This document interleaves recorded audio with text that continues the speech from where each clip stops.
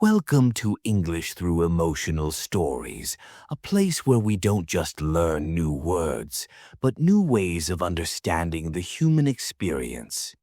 Today, we begin the life story of Marilyn Monroe, a woman known across the world for her beauty, her charm, and her unforgettable screen presence. But the real story, the one hidden behind the camera flash, is about a girl who never truly felt safe, who never knew her father, and who spent her whole life trying to be loved, not just admired. This is not the story of a movie star. It is the story of a lonely soul in a golden cage. Let's begin. She was born on June 1st, 1926, in Los Angeles, California. Her name was Norma Jean Mortensen, but the world would later call her Marilyn Monroe. From the moment she entered the world, things were uncertain. Her mother, Gladys, was fragile, struggling with mental illness. Her father, no one knew who he truly was. He was a shadow, a rumor, a missing piece. Gladys loved her baby, but she could not care for her. And so, before Norma Jean could even say her first words, she was passed from home to home. Foster care, relatives, orphanages. Sometimes kind hands held her. Other times they didn't. Each new door she walked through was a reminder. She didn't truly belong anywhere. She often stared at other children who had mothers and fathers and wondered what it felt like to be wanted. By the time she was 7, her mother had suffered a full mental breakdown. Norma Jean was placed in a state orphanage, then again in foster homes, over 10 in just a few years. In one house she was loved, in another she was abused. There were times when she was hungry, times when she was ignored, times when she was touched when she didn't want to be. The little girl learned how to smile even when her heart was afraid. She developed a deep habit. Be sweet, and they'll keep you. But inside, the wounds grew. She would later say, "I was never used to being happy, so it wasn't something I ever counted on." She learned that beauty could bring attention, and attention could bring safety for a while. When she turned 16, her foster family decided to move. But they couldn't bring her. The solution was simple in their eyes: marriage. She barely knew him. He was 21. She was just a girl with no options. And so Norma Jean became a wife before she became a woman. She cooked, cleaned, played the part of a quiet, obedient housewife. But something inside her stirred, a dream, a longing, not just for freedom, but for expression. She had a face that turned heads, but a soul that wanted to be heard. During World War II, her husband went to serve in the military. Norma Jean took a job in a munitions factory where planes were built and dreams were put on hold. One day, a photographer came to the factory. He was capturing images of women helping the war effort. He saw her, something in her smile, her eyes, the way she stood in light. He took a photo, then another. Then others followed. Soon she began modeling. She dyed her hair blonde. She changed her name. And slowly Norma Jean faded, and Marilyn Monroe was born. Marilyn signed her first movie contract in 1946. At first, the roles were small, just a pretty face in the background, a secretary, a dancer, a flirt. But the camera loved her, and the world began to as well. She worked hard, studying acting, practicing lines, pushing through rejection. But the more famous she became, the more people saw her as a fantasy, not a human being. They saw the red lips, the breathy voice, the tight dresses. They didn't see the girl who cried in bathrooms or the woman who read poetry late at night. She once said, "They will only see me as sexy, They won't hear what I say. By the early 1950s, Marilyn Monroe was everywhere. Her movies were box office hits. Her image appeared in magazines, posters, calendars. Men adored her. Women copied her style. The press called her the most desirable woman in the world.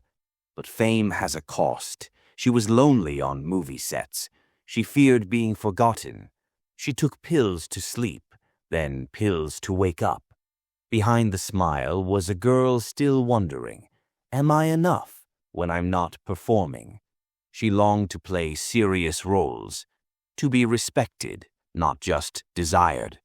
But the industry wanted Marilyn the dream, not Norma the woman. Few knew that Marilyn carried books wherever she went. She read Dostoevsky, Whitman, Shakespeare. She loved poetry and philosophy. She joined acting classes trying to improve, to grow. She hated being treated like a joke. She craved depth. She said, I want to be an artist, not a toy. She wanted love, but deeper than romance. She wanted someone who saw her pain, not just her body. And so she searched, through fame, through marriages, through scripts that never said what she really meant. But the more she searched, the more the world tried to define her. Marilyn married again, this time to Joe DiMaggio, the baseball legend. He was strong, admired, serious, but he didn't understand the life she lived. He wanted her to stay home. She wanted to grow. Their love turned to conflict. He grew jealous. She grew distant. They divorced after 9 months. Later, she married Arthur Miller, the playwright. He was different, thoughtful, intellectual. At first, she felt seen. But even that love grew heavy. She felt judged. He felt overwhelmed. She miscarried pregnancies. She cried behind curtains while crowds applauded her name. She wanted to be Marilyn, but also just Norma Jean. No one seemed to want both. By the end of the 1950s, Marilyn was one of the most famous women in the world. But inside, she still felt like the girl passed from home to home. She had climbed to the top, but the top was cold and lonely and far from the dreams she once whispered as a child. She had all eyes on her, but still, no arms that truly held her soul. And though she still smiled for cameras, something inside her had begun to break. By the start of the 1960s, Marilyn Monroe was no longer just a movie star. She was a myth. She couldn't walk down the street. She couldn't eat in peace. She couldn't cry without someone taking a photo. She once said, being a sex symbol is a heavy load to carry, especially when one is tired, hurt, and bewildered. She felt trapped inside her own image, a golden cage where she could see the world, but never fully reach it. Behind closed doors, her life was unraveling. She took sleeping pills to fight her anxiety.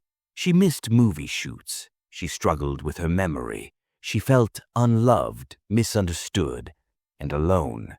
But still, she hoped. She still believed she could be more than a pretty face.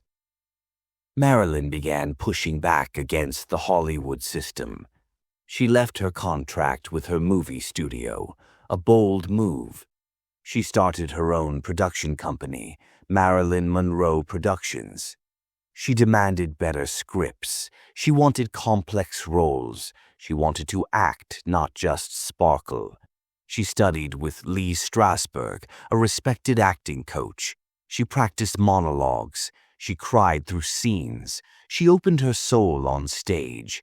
She took risks, not for fame, but to find her true voice as an artist. Her performance in Bus Stop, 1956, showed a deeper side of her. Critics praised her. She was becoming what she had always wanted to be: serious, real, worthy. But with growth came pain. Her marriage to Arthur Miller, the intellectual playwright, was supposed to be different. At first it was. He saw her as more than an icon. She believed he understood her. But slowly, things changed. He wrote in his journal that he was disappointed in her. She found it. She read the words. It shattered her. Even the man she trusted the most had stopped believing in her. She felt ugly, useless, unloved. They divorced in 1961, 3 marriages, no children, a woman known for beauty, yet deeply, achingly alone. She once whispered to a friend, "I'm just a little girl in a big world trying to find someone to love me." Marilyn tried to keep working. She filmed Some Like It Hot, now considered a comedy classic. She smiled. She danced. She made the world laugh. But behind the scenes, it was hard. She often arrived late. She forgot lines. She cried between takes. She wanted perfection. But her mind and body were growing tired. She took more pills. Her health declined. In 1962, she began work on Something's Got to Give. It was never finished. She was fired from the set, then rehired. Then the film was cancelled. The industry she helped build was now closing its doors to her. She was just 36. On August 4th, 1962, Marilyn Monroe was found dead in her Los Angeles home. She was lying in bed, phone in hand, pills beside her. The world was stunned. The woman who had made millions smile had died alone, in silence. Newspapers printed headlines in bold. Crowds gathered outside her home. Fans wept. The world had lost more than a star. It had lost a woman it never truly saw. The official cause of death was an overdose. Some called it suicide. Others suspected mystery. But one thing was certain. She was gone too soon. After her death, people began to ask, who was Marilyn Monroe, really? She wasn't just the image on calendars. She wasn't just the blonde in the white dress over a subway grate. She was Norma Jean, a girl who grew up without parents, who loved poetry, who longed for family, who dreamed of being respected. She was full of contradictions, beautiful but insecure, famous but fragile, loved but always lonely. She once said, "If you're going to be two-faced, at least make one of them pretty." It was a joke, but behind it was truth. She had been forced to wear masks to survive. More than 60 years after her death, Marilyn Monroe is still everywhere. Her photos, her quotes, her image on walls, in songs, on movie screens. But more importantly, her pain still speaks. She became a voice for those who are seen but not heard, those who smile on the outside but struggle on the inside. Feminists looked again and saw not a symbol of male fantasy, but a woman fighting to control her own body, image, and mind. Artists studied her face but wrote about her soul. She once said, "Imperfection is beauty. Madness is genius, and it's better to be absolutely ridiculous than absolutely boring." She lived on the edge because she never found a place where she could fully rest. Marilyn Monroe's life was not just a tragedy. It was a reflection of how society builds up beautiful things, then watches them crumble. She was more than the world allowed her to be. She had a brilliant mind, a broken heart, a brave spirit. She tried to be what others needed, but what she really needed was someone to simply say, "You are enough, as you are." As you learn English through her story, remember that every word is a doorway to understanding, not just of language, but of life, of what it means to be human, to want love, to fear loss, to rise, fall, and still try again. Marilyn once said, "Just because you fail once doesn't mean you're going to fail at everything.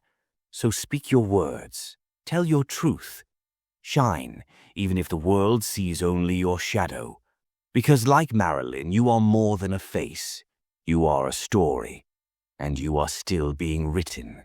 If you like to listen and learn English more about stories, please subscribe to our channel and hit that notification bell.